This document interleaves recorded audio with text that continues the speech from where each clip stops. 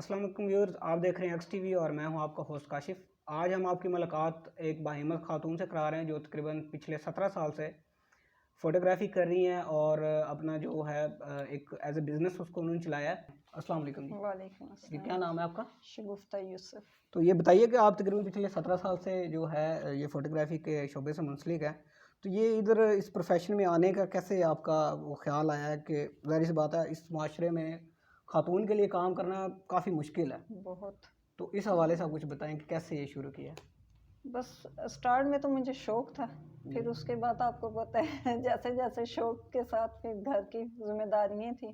सही। वालदा की डेथ होगी, फिर वालिद की डेथ होगी। जी, फिर उसके बाद मैंने एक्वा कंपनी में स्टार्ट लिया सही। 94 में। वहाँ कुछ सीखा काम, कुछ इनलार्जमेंट पे काम करती रही, सही। फिर मशीनों पे सीखा। फिर वहाँ से जब जॉब छोड़ी तो मैंने अपनी शॉप बनाई सही। 2004 में, ठीक। ये गौसिया चौक में, ढोकाला खान की। फिर वहाँ भी मैंने शॉप बनाई तो बहुत लोग आके मेरे से कहते थे कि क्या आपके घर में कोई मेल नहीं है जो आप आके यानी बाहर मार्केट में बैठी।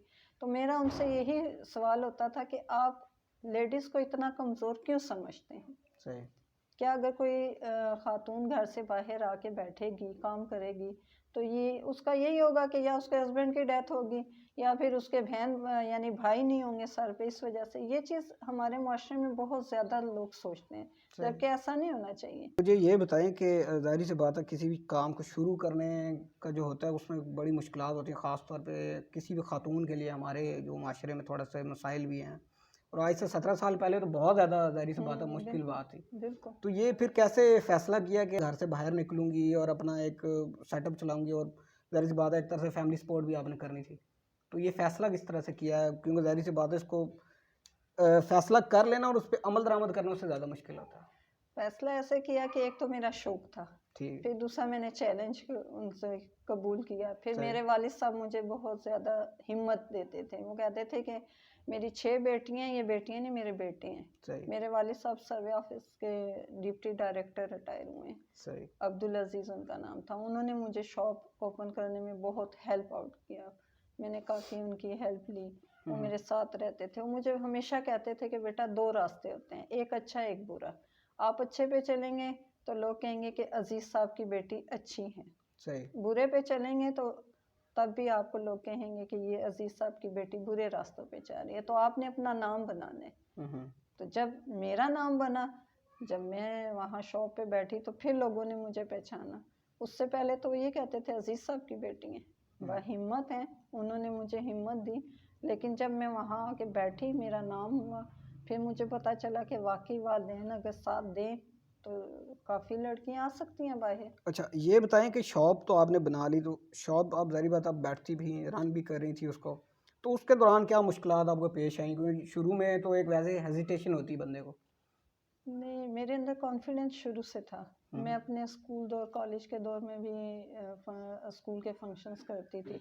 सही। लेकिन ज़्यादातर मेल आके अक्सर कहते थे कि मैडम ये हमने काम बुक करवाना है, ये इसका रेट क्या है, इसका रेट क्या है। मैंने कहा भाई आप सिर्फ रेट पूछने आए हैं या काम करवाने आए हैं? हम्म। क्योंकि अक्सर होता है फ्रेम का रेट बता दें, एक्सपोज कितने का होगा जी आप बता दें। मैंने कहा देखें जब आप एंटर होते हैं ना तो मैं आपकी नज़र पहचान लेती हूँ। बिल्कुल। तो मेल्स जो है काफ़ी, और फिर आपको पता है एरिया भी इस टाइप का था कि लोग ढोकाला खान को वैसे भी बदनाम तरीन इलाका कहते थे। तो मैंने जब वहाँ स्टेप लिया तो मैं वाहिद ऐसी खातून थी जो काउंटर पे बैठ के बड़ी हिम्मत से काम करती थी।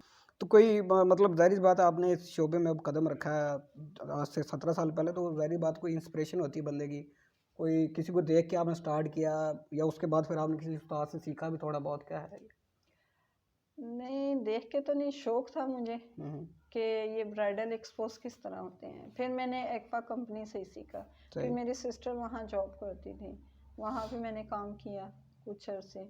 उसके बाद फिर मैंने ये जम्बू कलर लैब पे QSS पे किया, ख़ियाबान में ख़ियाबान कलर लैब पे किया। हम्म। तो और ये पिंडी कलर लैब और डी लिंक, ये सब यानी हमारे कोलीग्स थे, इनसे कुछ सीखा। फिर हम्म। ये कैमरा मैंने रेंट पे लेके अपने एरिया में फ्री यानी फंक्शन किए। तो इस तरह सीखा ज़्यादा, मतलब यानी मैंने खुद से सीखा। अच्छा, एक चीज़ मुझे ये बताएँ कि जैसे मैंने पहले सवाल आपसे किया था कि माशरे के अंदर खातून का काम करना काफ़ी मसले मसाइल होते हैं, और ख़ास तौर पे बाहर के लोग अगर ना भी बात करें तो सबसे ज़्यादा मसला आपकी फैमिली की तरफ से आ रहा होता है। चलें वालिद साहब या भाई तो वो आपको सपोर्ट कर रहे हैं, लेकिन जो बाकी फैमिली मेम्बर्स हैं या आपके जो इर्द गिर्द के लोग हैं वो बड़ी बातें कर रहे होते हैं। तो इस तरह का कोई मसला फेस किया आपने? नहीं, मुझे अपनी फैमिली से तो कभी कोई मसला नहीं हुआ। सही। और उसके बाद फिर जब मेरी मैरिड लाइफ स्टार्ट हुई तो मेरे हस्बैंड ने भी मुझे नहीं कहा, लेकिन उनके फैमिलीज़ के जो है ना एतराज़ करते थे कि आपकी वाइफ जी है जॉब कर रही हैं तो आप कैसे हस्बैंड हैं।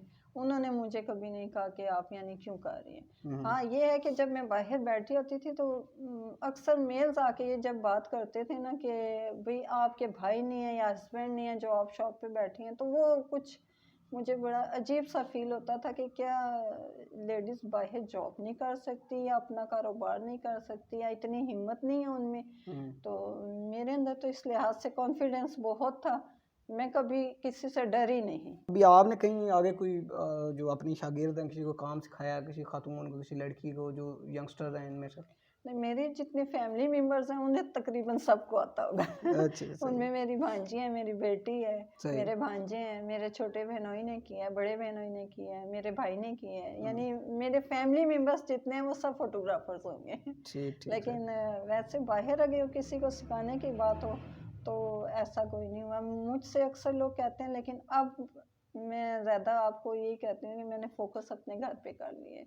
मैं चाहती हूँ कि अपने घर को टाइम दूँ, लेकिन फिर भी अगर कोई फंक्शंस होते हैं तो वो मैं करती हूँ, इवेंट में नहीं छोड़ती, लेकिन शॉप मैंने ख़त्म कर नहीं, दिया। मेरा बेसिकली पूछने का मकसद ये था कि देखें, जैसे हम ये चाह रहे हैं कि आपका इंटरव्यू बहुत सारे लोग देखेंगे, हुँ, तो बहुत सारी जो यंग अब तो खैर हालात बहुत चेंज हो गए, अब तो आना मसला नहीं है। बिल्कुल। लेकिन फिर भी अगर आप कोई इस तरह का मशवरा देना चाहती हैं कि बहुत सारी लड़कियां जो फोटोग्राफी करना चाह रही हैं और प्रोफेशनली करना चाह रही हैं, तो वो उनको आप कोई थोड़ा सा कोई गाइड करें, कोई टिप्स दें कि वो कैसे इसको, क्योंकि ज़ाहिर सी बात है अभी भी जितना मर्जी हम लोग मॉडर्न हो जाएं, लेकिन हमारा जो कल्चर है एक थोड़ा हाँ, डिफरेंट बिल्कुल। है, तो उसमें हाँ। हेजिटेशन और मसाइल बड़े हैं। नहीं, मेरे ख़्याल में तो आजकल लड़कियाँ इतनी बाहिम्मत हो गई हैं कि हम्म, आ जाएँगी इस फ़ील्ड में, और मैं तो चाहती हूँ, मैं तो अपनी बेटी को भी चाहती हूँ कि फ़ोटोग्राफ़ी आप सीखें। हम्म, आएँ, लेकिन उसका शौक है कि वो पायलट बनेंगे। अभी खैर मेरी बेटी 8th क्लास में, इतनी बड़ी नहीं है। हम्म, तो मैं तो बच्चियों को यही कहूँगी कि कोई ना कोई हुनर होना चाहिए। सही। उसमें आप बेशक फ़ोटोग्राफ़ी का सीखें, पार्लर का सीखें या सिलाई का सीखें या किसी भी किस्म का, यानी अगर आप मोबाइल ठीक करना सीख सकते हैं तो कोई मसला नहीं। देखिए आजकल लड़कियाँ इंजीनियर भी हैं, सॉफ्टवेयर ऐसे इंजीनियर, बिल्कुल वैसे ही। अपने हाउस बनाए हुए हैं उन्होंने सॉफ्टवेयर। हम्म, तो लेडीज़ आना चाहें तो आ सकती हैं। सही। अच्छा, तो फोटोग्राफी के अलावा कभी वीडियोग्राफी की तरफ नहीं गई हैं? ज़ाहिर सी बात है शादियों का जो फंक्शन है बगैर मूवी के तो पूरा ही नहीं होता। नहीं, वीडियो वैसे तो मैंने बनाई है, लेकिन इतने शौक नहीं था। बस मुझे स्टिल ही का था तो वो मैंने ज़्यादा स्टिल ही पे फ़ोकस रखा है। हम्म, तो कोई टीम वीडियो वगैरह नहीं बनाई है, चले आप टीम फोटोग्राफी कर रही हैं साथ में, चलो वीडियोग्राफी के लिए नहीं, मेरी साथ में पूरी हुआ? एक तरह से टीम ही है। मेरा अपना भांजा है, अपना बहनोई है, हम्म, अपना एक कज़न है। सही, तो जब हमारे ये कहीं पे भी हम इवेंट बुक करते हैं तो हम पूरी एक टीम ही जाती हैं। सही।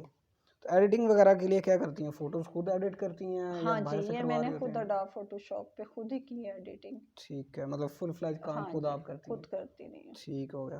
तो अच्छा, तो थोड़ा-सा ये बताएँ कि अभी आपने इतना अर्सा माशाल्लाह काम किया है, तो कोई ऐसा यादगार फंक्शन जो आपको हमेशा याद रहता है कि यार जब मैं वहाँ पे गई थी तो मुझे कोई बड़ा मज़ा आया या कोई बहुत अच्छा लगा वहाँ पे, या कोई कोई अच्छा-सा कोई मज़ाहिया वाक़या हो गया हो आपके साथ वहाँ पे?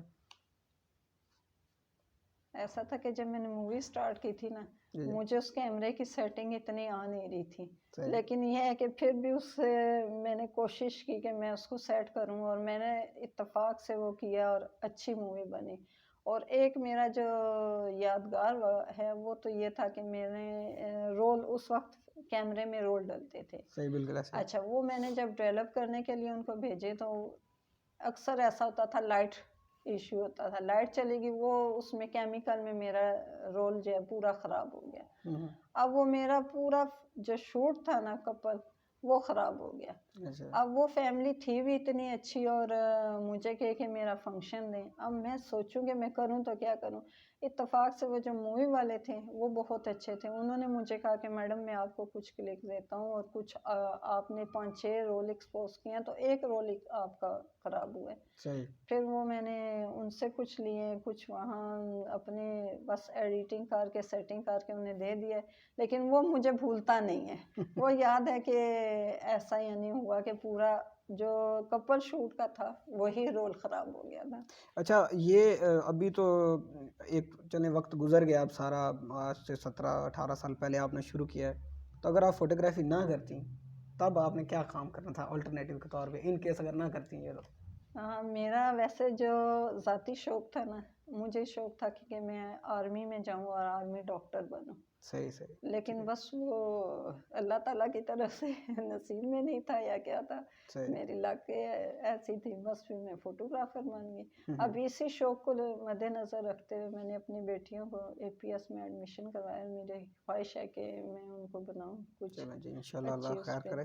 तो चलें अभी बस हम क्लोजिंग करेंगे। मुझे एंड पे आप अभी बहुत सारी ख़वातीन ख़ास तौर पे आपको देख रही होंगी, मैं चाहता हूँ आप उनके लिए पैगाम दें, क्योंकि यही जैसे ऑलरेडी हम बात कर चुके हैं कि माशरे के अंदर थोड़े सा मसाइल है, तंग नज़री है, दूसरा मेल डोमिनेटिंग सोसाइटी है, बिल्कुल तो ऐसे ख़ातून के लिए घर से बाहर निकलना, बाहर निकल के काम करना, तो काफ़ी मसाइल होते हैं। तो आप कोई बेसिकली हम आपको एज ए इंस्पिरेशन दूसरे लोगों के सामने पेश करना चाहते हैं कि अगर आज से 17 साल पहले आप कर सकती हैं तो आज का दौर बहुत मॉडर्न है। नहीं, आज का तो बहुत मॉडर्न है। मैं हाँ। खुद कहती हूँ, मैं तो बल्कि अपने बच्चों को भी यही बात कहती हूँ कि आप लोगों को तो बहुत आसानियाँ भी हैं, फ़ायदे भी हैं, और मैं आजकल जितने भी अब नई नस्ल है उसको यही पैगाम देना चाहूँगी कि आप हिम्मत करें।